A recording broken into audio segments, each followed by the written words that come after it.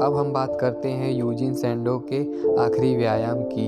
Video में मैंने अपने दोनों हाथों को जिस प्रकार से कर रखा है, इसी प्रकार से आपको करना है। आपको बायां हाथ टाइट करके रखना है जिस प्रकार से मैंने वीडियो में कर रखा है, और आपको अपने सीधे हाथ को कलाई पर से मोड़ते हुए धीरे धीरे ऊपर की तरफ लाना है। जिस प्रकार से मैं वीडियो में अपने सीधे हाथ को धीरे धीरे ऊपर की तरफ ला रहा हूँ, इसी प्रकार से आपको अपना सीधा हाथ धीरे धीरे ऊपर की तरफ लाना है। जिस गति में आपका सीधा हाथ ऊपर की तरफ आएगा, उसी गति में आपको अपनी कमर भी धीरे धीरे मुड़ते हुए नीचे की तरफ ले जानी है, जिस तरह से मैं वीडियो में इस व्यायाम को कर रहा हूँ। यह व्यायाम मुख्य रूप से भुजाओं को शक्तिशाली बनाता है और आपके पेट की मसल को शक्तिशाली बनाता है तथा आपकी पीठ को भी शक्तिशाली बनाता है। यूजीन सैंडो यह व्यायाम कमर को शक्तिशाली बनाने के लिए बताते हैं। अब आप देखेंगे कि मेरा सीधा हाथ पूरी तरह से ऊपर की तरफ आ गया है और कमर पर से भी मैंने स्वयं को मोड़ दिया है। अब आपको यहाँ पर कुछ समय तक बल लगाए रखने के बाद धीरे धीरे पूर्व की स्थिति में जाना है। जब आप अपने सीधे हाथ को नीचे की तरफ खोलोगे तो उसी गति में आपका उल्टा हाथ धीरे धीरे ऊपर की तरफ यानी कि कंधे की तरफ जाएगा। जिस प्रकार से वीडियो में मेरे उल्टे हाथ की मुट्ठी ऊपर की तरफ जा रही है, इसी प्रकार से आपको भी अपनी मुट्ठी को ऊपर की तरफ लेकर जाना है। जब आपके उल्टे हाथ की मुट्ठी ऊपर की तरफ आ रही होगी, तब आपका सीधा हाथ नीचे की तरफ जाएगा और आपको अपनी कमर को भी नीचे की तरफ मोड़ते हुए लेकर जाना है। दोस्तों, इस बात का विशेष ध्यान रहे कि आपकी दोनों भुजाएं पूरी तरह से टाइट रहेंगी और आपकी पेट तथा कमर भी पूरी तरह से टाइट रहेगी। जब आप इस व्यायाम को करोगे तब आप अनुभव करोगे कि आपकी पेट की मसल्स पर और पीठ तथा कमर की मसल्स पर बहुत ही ज़्यादा प्रभाव पड़ रहा है, क्योंकि यह व्यायाम मुख्य रूप से आपकी पेट की मसल्स को शक्तिशाली बनाता है।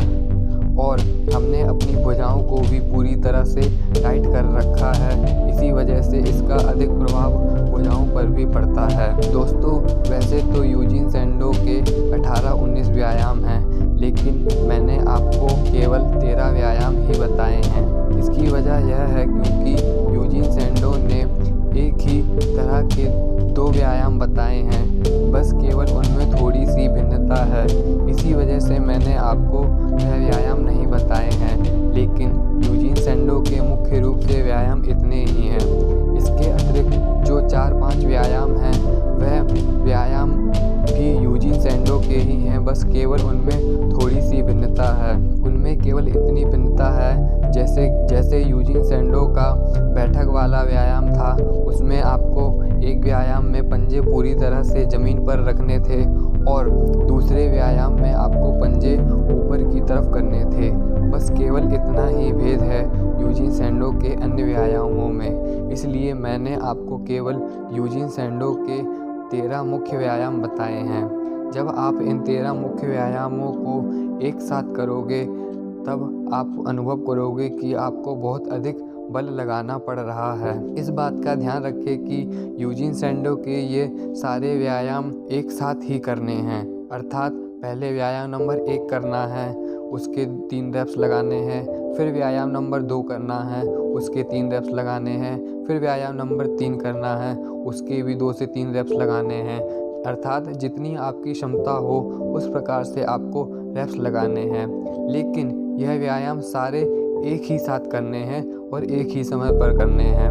शुरुआत में आप देखोगे कि आपकी कार्य क्षमता में बहुत ही कमी है, लेकिन धीरे धीरे जब आपको इन व्यायामों का अभ्यास हो जाएगा तो धीरे धीरे आपकी कार्य क्षमता में भी वृद्धि हो जाएगी और आपका संपूर्ण शरीर भी शक्तिशाली अनुभव करने लगेगा। तो दोस्तों, आशा करता हूँ आप यूजीन सैंडो के सारे व्यायामों को तथा इस व्यायाम को ठीक प्रकार से समझ गए होंगे। दोस्तों, मेरा विश्वास कीजिए, यूजीन सैंडो के यह व्यायाम वास्तव में शक्तिशाली बनाते हैं, लेकिन जो जिम वाले व्यायाम होते हैं वह केवल ऊपरी तौर पर मांसपेशियों का विकास कर पाते हैं, भीतर की ताकत नहीं दे पाते हैं। जब आप इन व्यायामों को केवल 7 दिन ही करोगे, तब आप अनुभव करोगे कि आपके भीतर एक शक्ति का उदय हुआ है। आशा करता हूँ दोस्तों, आप इस व्यायाम को भी ठीक प्रकार से समझ गए होंगे।